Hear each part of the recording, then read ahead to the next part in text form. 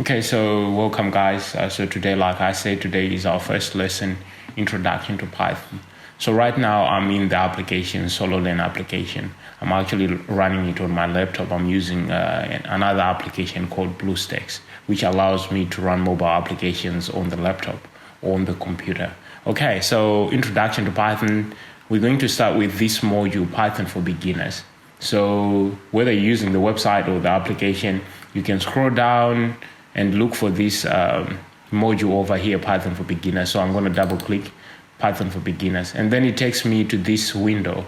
Okay, so it gives me the topics that we're going to cover: the basic concepts, strings, variables, control flow, list, function, and then eventually we're going to earn a certificate after we finish. Okay, so this is Python for Beginners. So the first thing we want to do is we want to dive into the basic concepts. So this is how it works.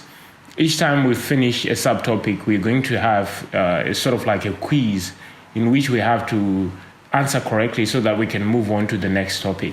Okay, so let us go back to the introduction. So I'm going to click on the introduction. Okay, so over here, we're going to start with the introduction. It's a straightforward introduction. It gives us an overview of what Python can do. So here it says, welcome to Python. And over here, it gives us, some of the things that you can do with Python. For instance, you can build websites with Python. You can develop a video game with Python. You can make artificial intelligence applications with Python. It is also a high-level language. So high-level programming languages are languages that are human readable. You can actually read and understand the code. And then what happens is when you finish, writing your code, you have to compile it or you have to interpret it. So it's when you interpret or you compile it, it's going to be turned into a low-level language that the computer can understand. So computers understand low-level language and humans understand high-level language. So that's why we have to code with a high-level language and then we compile or interpret it into a low-level language that computers can understand.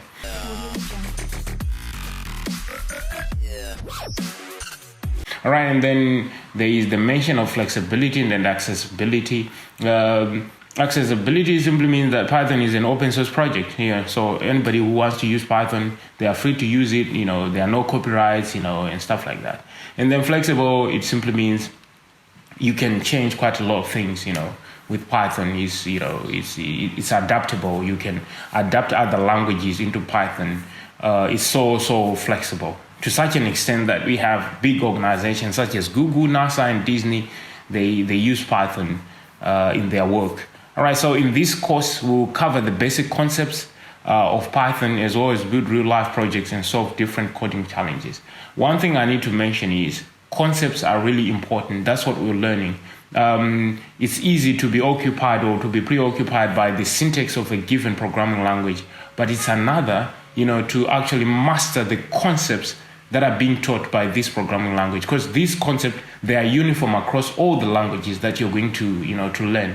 You will realize that once you learn Python, to transform from Python or to move into a different language is kind of going to be easy for you because you already have the concepts of a given programming language. What would be different is the syntax. Okay, so we will be learning Python version 3, which is the most recent major version of Python. All right, so here comes the question. So here we are given a heads up. It says each lesson will be followed by a quiz designed to help you practice and retain the concept learned. Ready? Let's jump right in. So which version of Python are we going to learn in this course? This is a giveaway, right? Not Python 7, obviously not Python 2, but the latest version is Python 3. So we can select Python 3, check it, and then boom, we have the answer, and then we can press continue. All right, so this is our first lesson for today. I want to thank you for your time. I hope to see you on our next lesson when we are going to make our first application, the Hello World app, okay? This is popular. All right, so thank you for your time. I'll see you in our next video. Bye-bye.